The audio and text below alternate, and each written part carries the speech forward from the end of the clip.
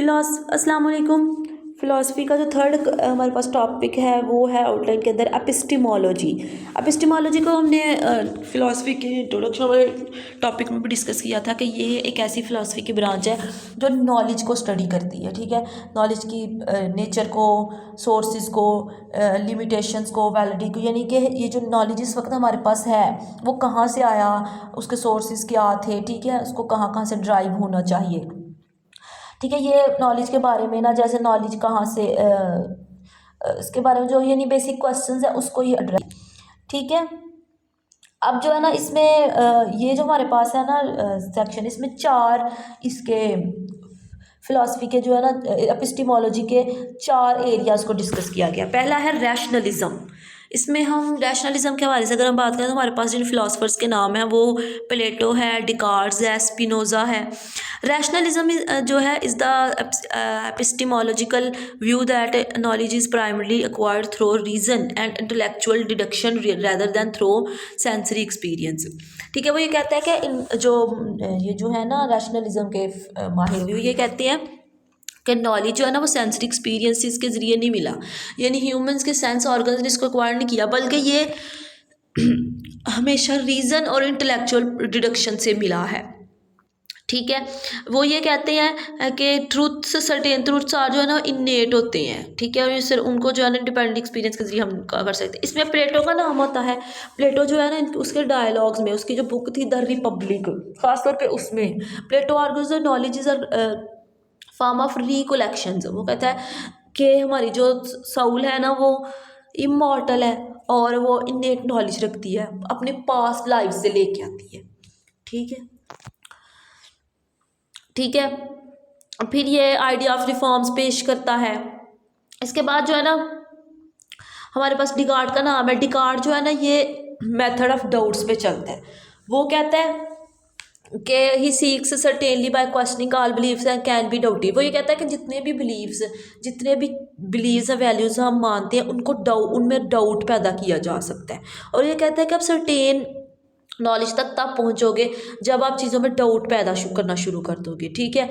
और Descartes says the knowledge can be built through clear and distinct ideas derived from the reason। वो कहता है कि जब आप इस तरह से करोगे, डाउट निकालोगे, तो आप एग्जैक्ट रीज़न तक पहुँचोगे और वही आपको जो है ना एग्जैक्ट नॉलेज तक पहुँचाएगा, ठीक है। फिर हमारे पास नाम है ब्रुच स्पिनोज़ा जो है ये डिकार्ड्स के जो है ना रैशनलिज्म पे ही बेस्ड है, ठीक है। ये सिस्टमैटिक अप्रोच टू नॉलेज, ये नॉलेज की ना सिस्टमैटिक अप्रोच को प्रेजेंट करने की कोशिश करता है। He argues the universe operates through a single substance which he calls God और नेचर। वो ये कहता है कि जो यूनिवर्स है उसको कोई सिंगल एक चीज़ चला रही है जिसको हम गॉड या नेचर कह सकते हैं, ठीक है। स्पिनोज़ा के लिए knowledge comes from understanding the necessary connections with in the universe. वो कहते हैं यूनिवर्स के अंदर डिफरेंट कनेक्शन को स्टडी करने से ही आपको नॉलेज मिल सकता है, ठीक है। He differentiate between the types of knowledge भी वो डिफाइन करता है, जस्ट एज इमेजिनेशन, रीजंस, ठीक है, इन्यूट्रेटिव नॉलेज ईटीसी। नेक्स्ट हमारे पास जो है वो है एम्पिरिसिज्म। इसकी जो एपिस्टिमोलॉजी की नेक्स्ट हमारे पास ब्रांच है वो है एम्पिरिसिज्म। इसमें लॉक, बार्कली, ह्यूम के नाम आते हैं। Empiricism is the epistemological stance that asserts knowledge is primary derived from the sensory experience. ये कहते हैं कि नॉलेज है वो सेंसरी एक्सपीरियंस आया है, just like observations, experiences etc। इसमें जॉन लॉक का नाम है। लॉक जो है ये कहता है कि माइंड जो है ना ये टेबुला रसा है, यानी एक ब्लैंक स्टेट है जब इंसान पैदा होता है। जैसे जैसे हम लाइफ को एक्सपीरियंस करते हैं तो हमारे जो ये स्लेट है ये फिल होना शुरू हो जाती है, ठीक है, due to the interaction of the world.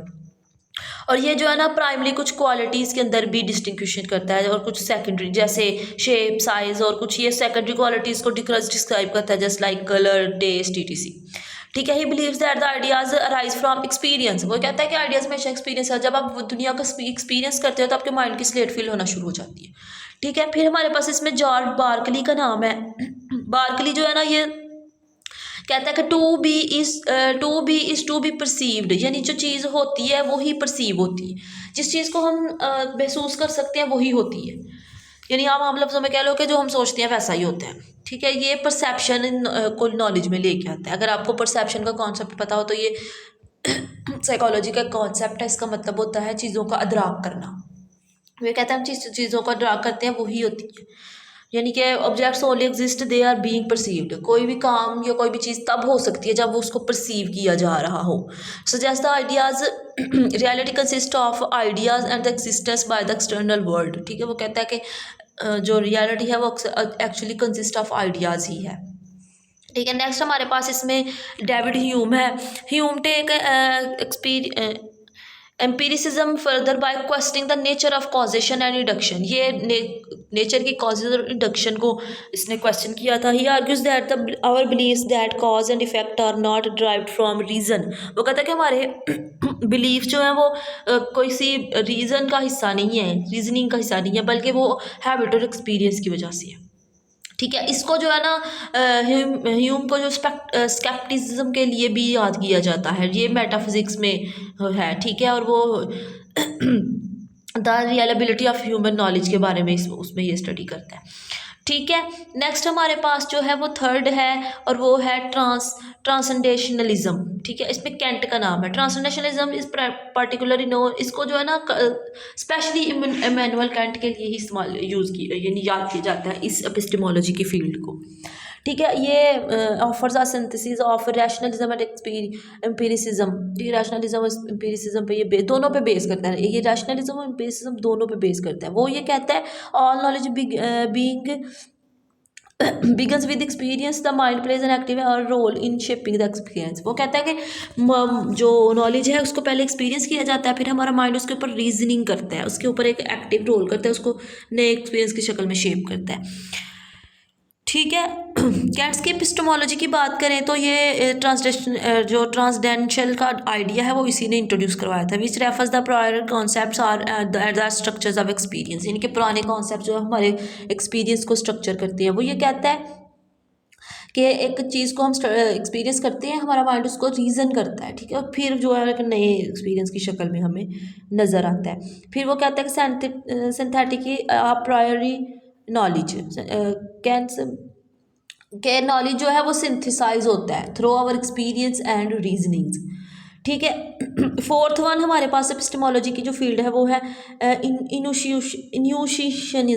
ठीक है, intuitionism is epistemological theory associated with Henri Bergson, इसका नाम है, जो जिस फिलोसफर का नाम इसके साथ जोड़ा जाता है। ठीक है, emphasize the role of intuition in acquiring knowledge में जो इनिशिएशन की जो रोल है, इंट्यूशन का जो रोल है उसको ये इसके ऊपर ये बेस करता है। यानी कि ये कहता है कि नॉलेज जो है ना रैशनल एनालिसिस एम्पिरिकल ऑब्जर्वेशन के ज़रिए आता है। वो ये कहता है कि नॉलेज का जो सोर्स है ना वो इंसान के अंदर है। ठीक है, वो आप उसको रैशनल एनालिसिस कह लें या एम्पिरिकल ऑब्जर्वेशन कह लें। वो ये कहता है कि बार्गन्स परस्पेक्टिव अगर बात करें तो that traditional philosophical methods grounded in logical empirical observation fail to capture the dynamic and fluid reality of nature. वो कहता है कि जो ट्रेडिशनल मेथड्स हैं वो उन्होंने नेचर ऑफ रियलिटी को स्टडी करने में वो फेल हो गया। वो ये कहता है intuition provides a deeper understanding of reality को। इंट्यूशन बेसिकली जो है ना वो ज़्यादा डीपली स्टडी करती है। Allows individual to grasp the essence of things intellectual abstractions etc. ठीक है, वो ये कहता है कि ये इंट्यूशन जो है ये ह्यूमन्स को इस काबिल बनाती है कि वो इंटेलेक्चुअली सोच सके। ठीक है, अगर हम क्रिएटिव एवेल्यूशन की बात करें तो इसका जो आइडिया ये था ना, इसने क्रिएटिव एवेल्यूशन का एक आइडिया दिया था जिसपे ये सजेस्ट करता था कि life is a continuous process of becoming rather than a static state. वो कहता है कि लाइफ होती नहीं है बल्कि एक कॉन्टीन्यूस स्टेज है जो बन रही है। ठीक है, तो ये हमारे पास फिलॉसफी के मेथड से एपिस्टेमोलॉजिकल थेरीज थी जिसमें हमने रैशनलिज्म, एम्पिरिसिज्म, ट्रांसडेंशनलिज्म और इंट्यूशनिज्म को डिस्कस किया।